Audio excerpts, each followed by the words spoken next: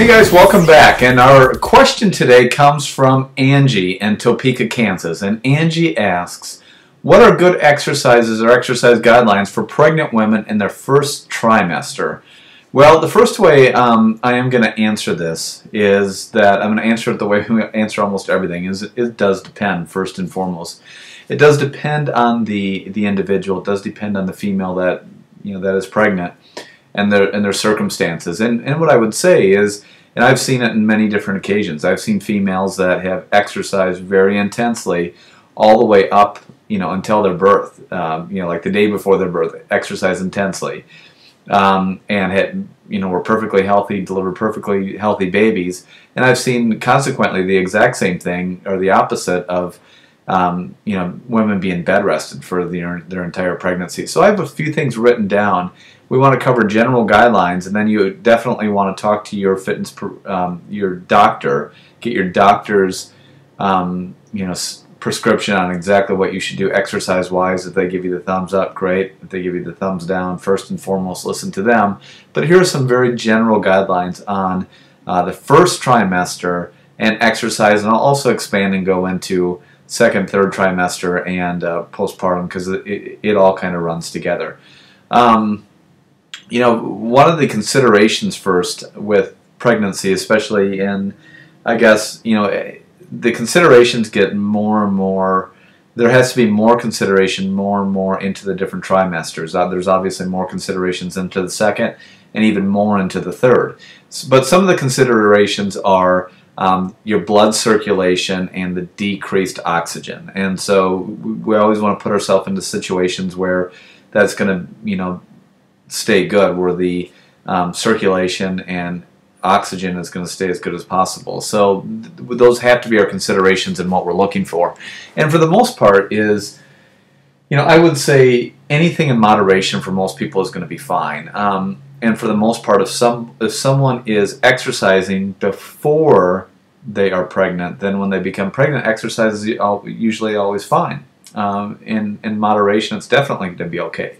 Those who are not exercising, getting involved in an exercise program, once they become pregnant, I don't see anything wrong with that as long as their doctor okays it, as long as it's moderate in nature. You wouldn't obviously want to start not exercising, getting involved in a serious exercise routine if you've never worked out before, if you become pregnant. But if you are currently seriously working out or moderately working out, continue to work out. You just may want to decrease the intensity just a hair. But usually anything recreational is fine.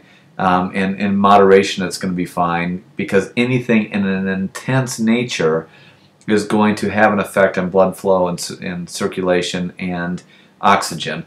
And obviously, first and second trimesters, it's not that big of a deal, but when you get into the third trimester, the decrease of the intensity must decrease as well. And typically anything in the first trimester, there usually isn't any problems with exercise, but moderate exercise in the second trimester, and then the third trimester, the decrease of activity or the intensity probably should be there, but a lot of it is going to be dependent on the individual. Notes that I've taken, obviously anything to help out with core strengthening, lower body strengthening, is going to be great. Bike riding, swimming in the water, all of that, anything that's not going to have much of an impact, because, weight gain is generally or obviously associated with pregnancy, and therefore there's going to be more stress on joints, more retention, more things like that. So therefore there should be consideration on doing the least amount of impact as possible for swimming, bike riding, elliptical. Those are all really good things. Strength training obviously is going to be great. It's just you have to really keep into consideration the intensity level. For most women, as they get into the first trimester isn't that big of a deal. You maybe want to back down a little bit, but you don't need to back down a ton in most cases. You get into the second and third trimester, and a lot of extension and flexion of the spine probably isn't a good idea. So we get into doing a lot of stability-oriented training, balance-oriented training, things that focus on that balance and stabilization. Those are all great things because that will also help improve the hip strengthening, the lower back strengthening, the stabilization through the core, which is obviously going to be incredibly important for someone as they're delivering. So those are just you know, a few tips. I would say that, you know, it's all dependent on how difficult the pregnancy is. A lot of times females can still work out during the 3rd trimester, just they may need to back down a little bit.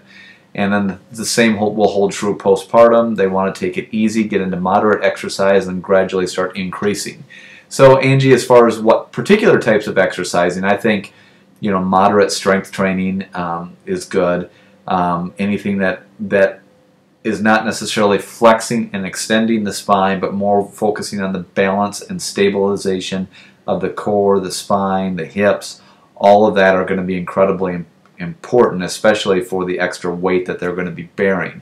And of course, whether it's us or another fitness professional, they're going to be able to help walk you through that. And I would definitely encourage that during the pregnancy stage. Another thing that's very important is the anything that on your back which can decrease circulation or blood flow. So especially the 2nd and 3rd trimesters, you're going to be much better in a standing or seated position, preferably a standing position.